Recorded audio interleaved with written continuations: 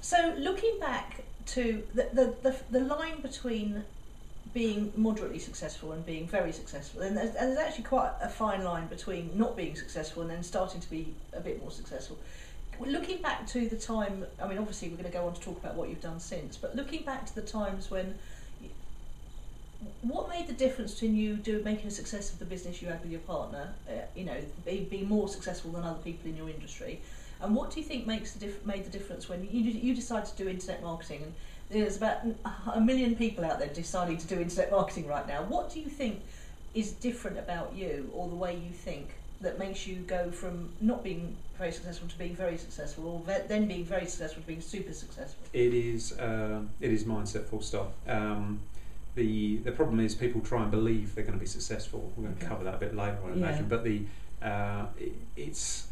I employ the same. I've got a success mindset, and you go and look at any successful person, Branson, Alan Sugar, all of them.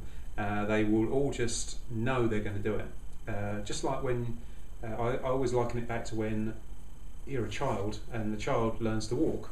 It's a success mindset. It's natural. It's a natural instinct. Everybody has this. The advantage I have and successful people have is society hasn't managed to program us. When it went wrong for me, I was letting some of society's program get in. Right. And whereas a successful person's mindset can just zero in completely on what they need to do to get to where they want to go to. And they don't have any of the baggage and all the stuff that's going on over here which distracts people, like, oh, what's on the TV, or oh yeah, well, I've got to go and get the car fixed. And a successful person doesn't have any of that. They just, what steps do I have to take to get there?